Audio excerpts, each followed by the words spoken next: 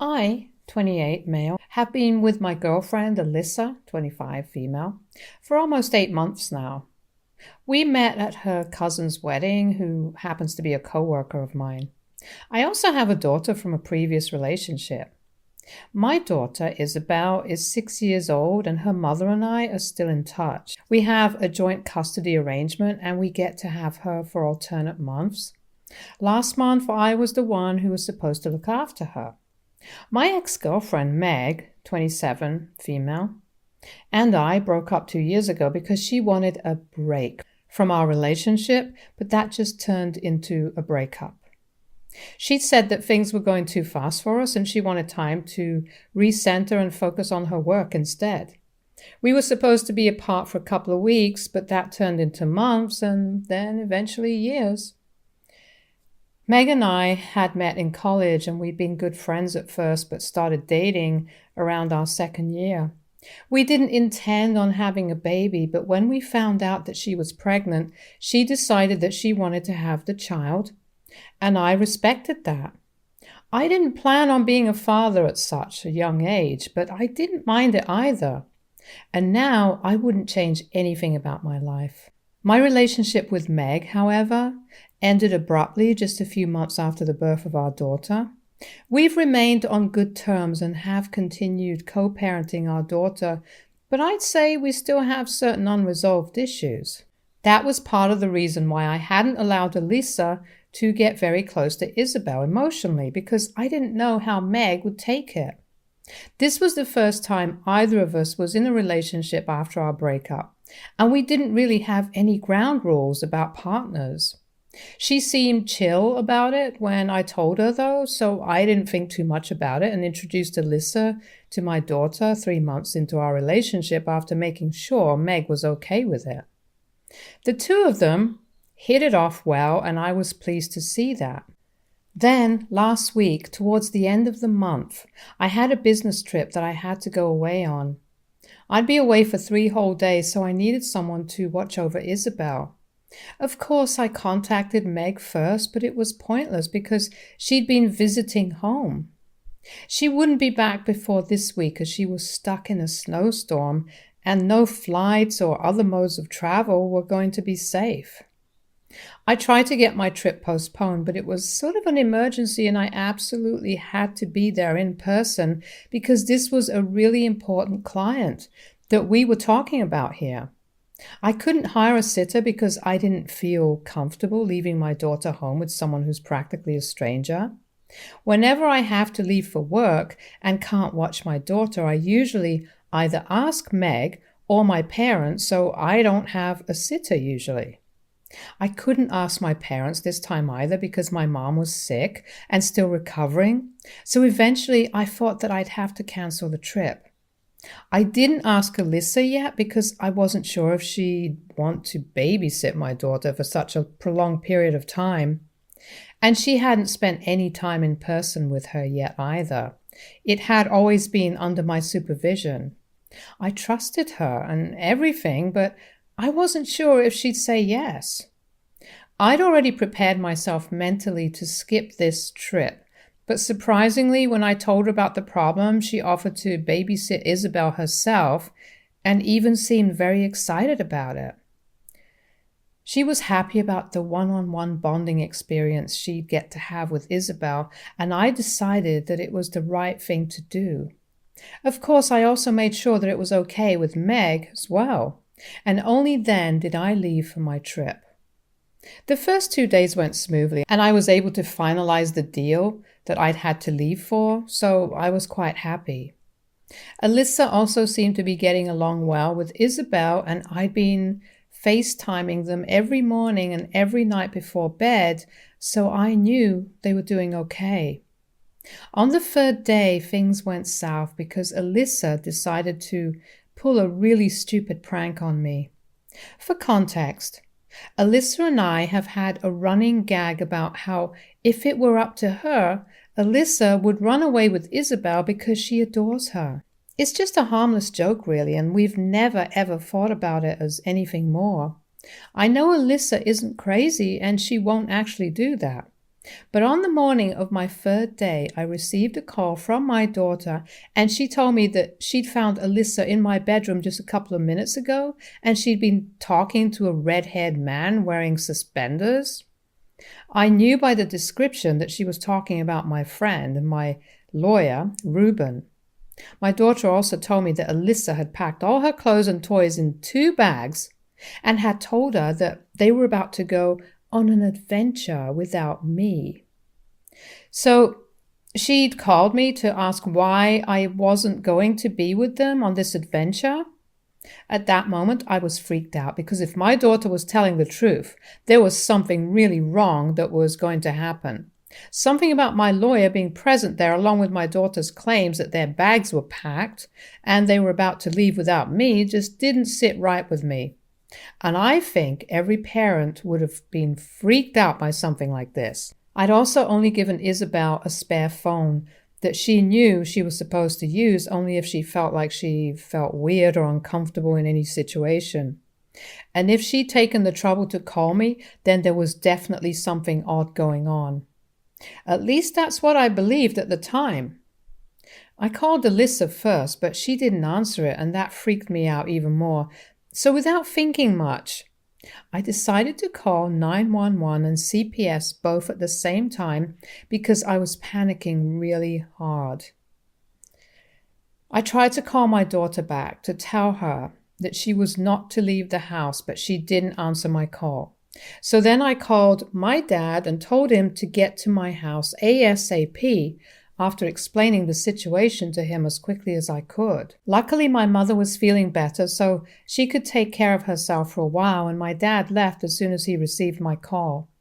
For about 20 minutes or so, I sat there in my hotel room, trying desperately to get to either my dad or my daughter. I had no idea what was going on, and I was too scared to even leave the room to head towards the airport, because what if they finally got back to me, but I wasn't able to receive their messages or calls because I was on a flight back home?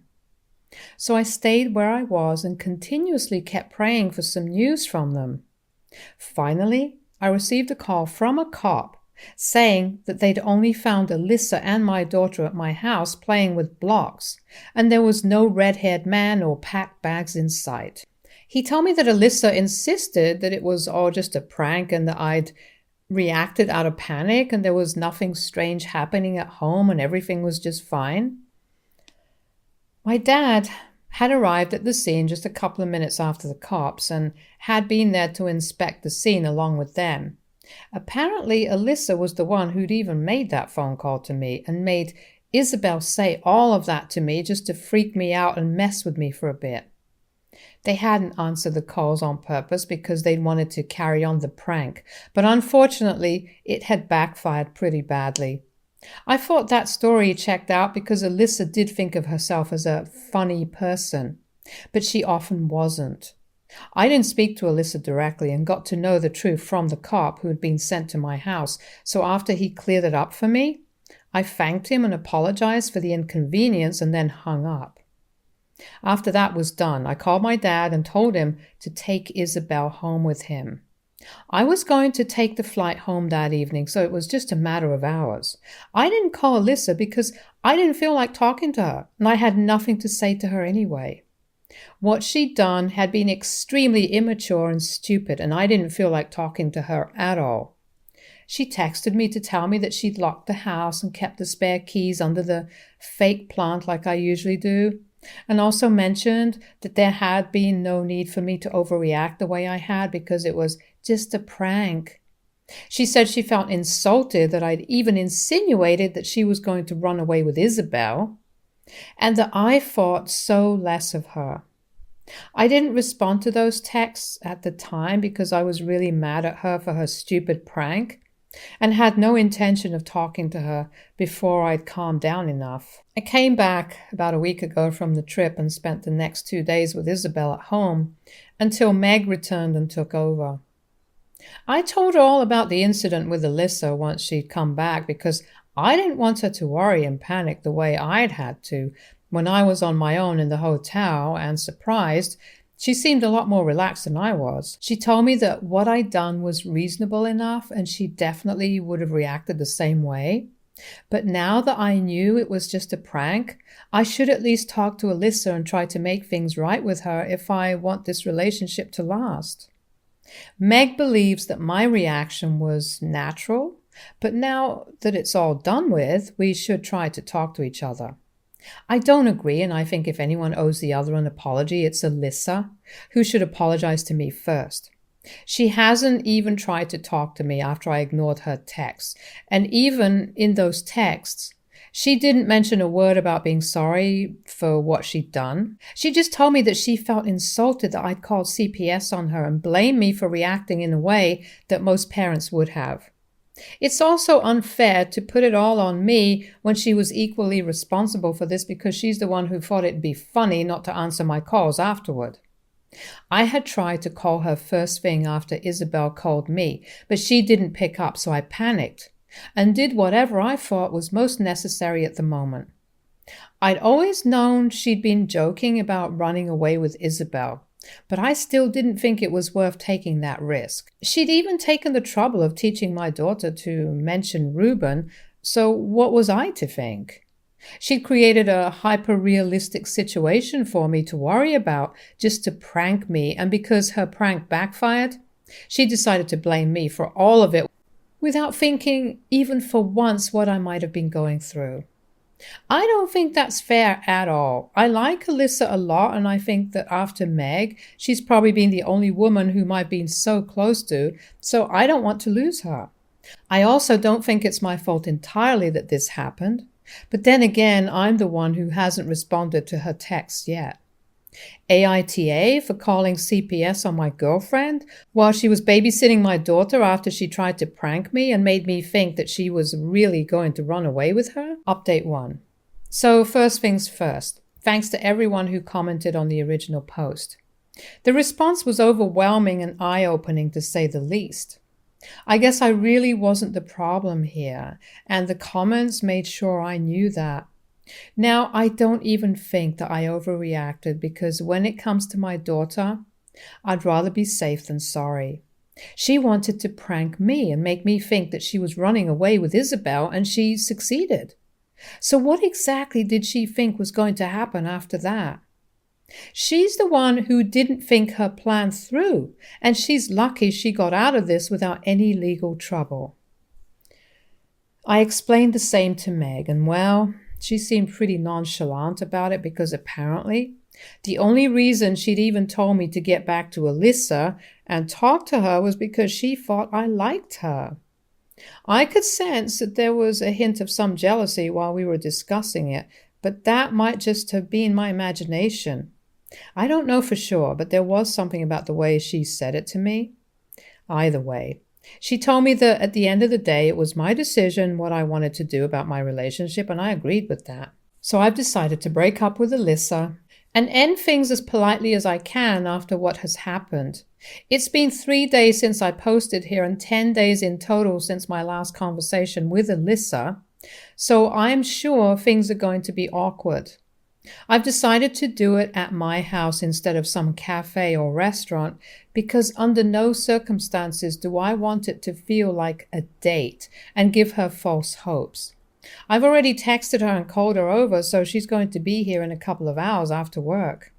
The reason I'm on Reddit right now sharing everything is because I'm nervous and don't know how this is going to go. I've never broken up or dumped someone in almost a decade, and it's a stupid thing to be nervous about. Yet here we are. I'm just hoping that I'm able to end things with her and don't end up taking her back or something. Update 2. We broke up. She left 2 hours ago after almost 1.5 hours of arguing about whose fault this whole thing was. I'm not a very confrontational person usually, but I couldn't just let her put all the blame on me and then act as if she was a saint who could do no wrong. She had to own up and take accountability to at least some degree because she'd actually scared me with her stupid little prank. At first, she told me that she was glad I'd invited her because she said she wanted to end things with me and was looking for the right opportunity to do so. I was relieved because at least we were on the same page about breaking up, and so I told her that I agreed and that we should indeed break up. When I said that, she got mad and started telling me that she'd expected me to at least apologize for my behavior before coming to this conclusion. And that's where our argument began. She kept saying that I'd insulted her by calling the cops on her, because that meant I thought she was crazy and would run away with my daughter, which she never would. I tried to explain that the only reason I'd done that was because I couldn't get through to her and I was stuck in another city, so I was naturally worried about my daughter. She kept arguing with me endlessly and called me paranoid, saying that I always overreacted and that I was the one who owed her an apology. After a while, I finally realized there was no point in trying to explain the situation to her, because she was so self-involved that she couldn't even bring herself to think about my feelings about the situation and only cared about herself. Besides, I was getting exhausted from arguing with her, and I had no intention of letting her sit on my couch in my living room and then yell at me for doing something normal.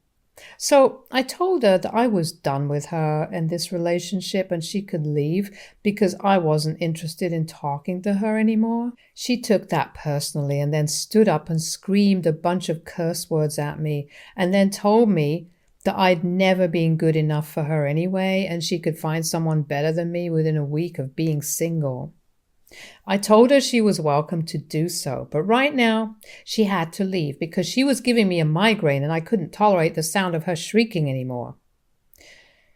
She then left in a really foul mood and kept mumbling under her breath. I'm sure she was cursing at me, but I didn't care. I was just glad that she was finally gone now because she just wasted 1.5 hours of my life with her nonsensical arguments. I don't know how I'd ever even considered giving her a second chance at this relationship because she definitely doesn't deserve to be a part of mine or my daughter's life at all. Update 3. So it's just been a day, but the repercussions of the breakup have already started taking its toll on me. Alyssa didn't talk to me directly after she left, but late at night she decided to text Meg instead. She didn't have her number, so she sent her a message on Instagram instead. It wasn't a very nice message, and it accused Meg of trying to ruin the relationship I had with Alyssa by poisoning me against her. This is just so stupid because while we were arguing yesterday, Meg didn't come up even once. Like, we didn't even mention Meg, so I don't know where that came from out of the blue.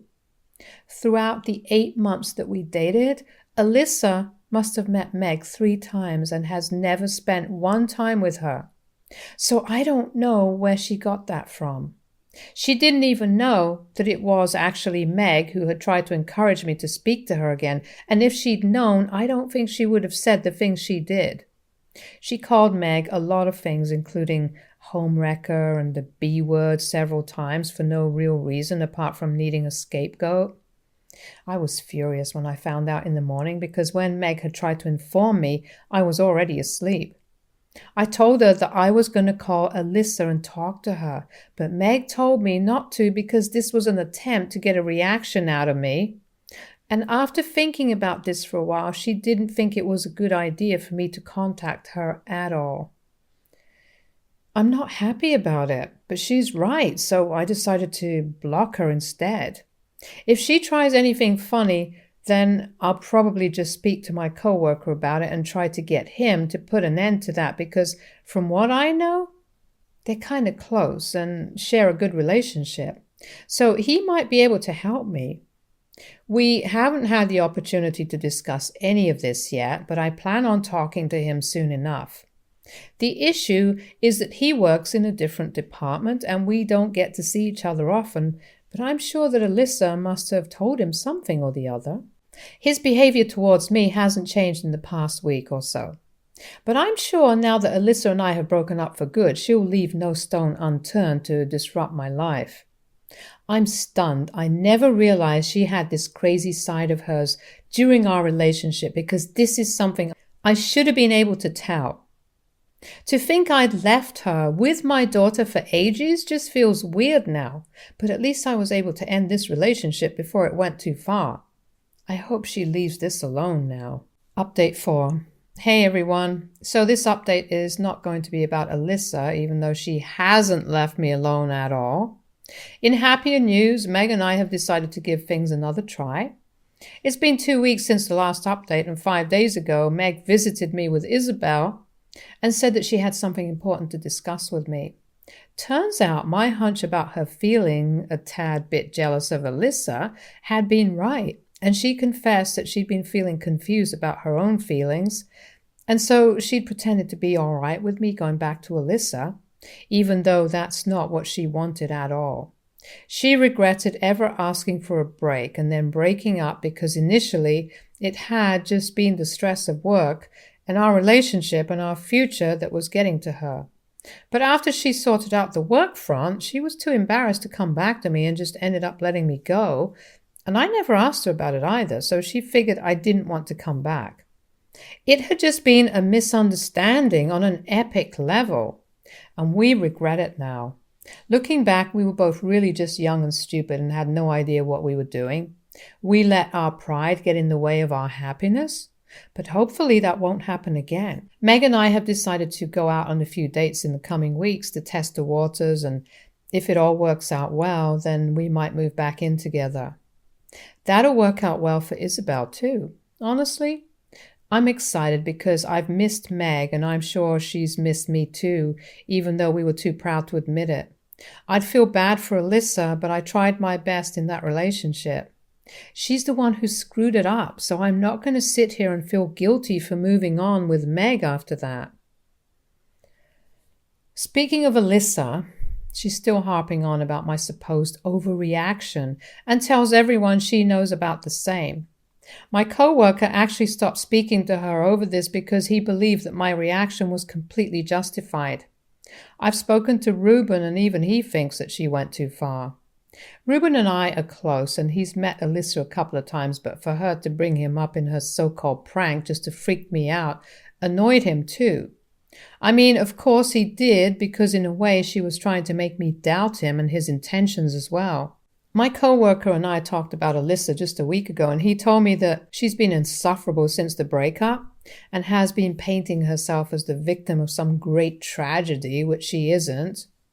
When he called her out on her BS, she got mad at him too, and that's how they ended up not speaking to each other at all. She's still sending me texts through multiple accounts, but none of them are cute ones.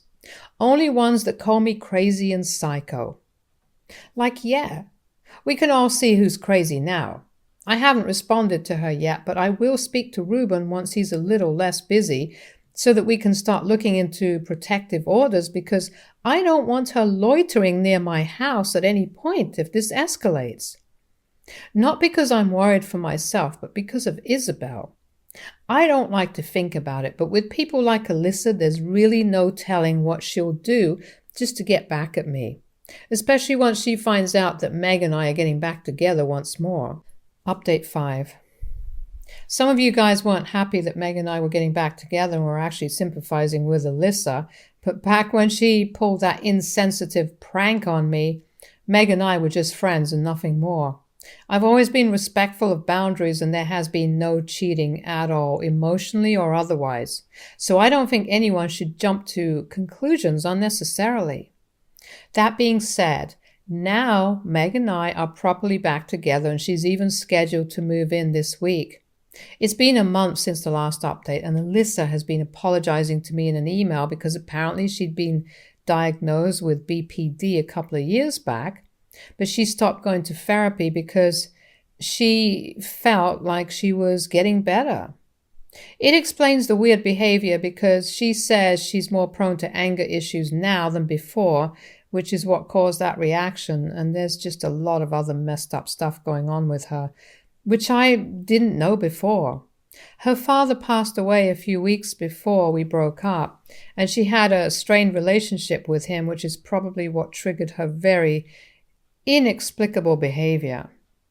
Not the prank, that was very much her, but whatever came after.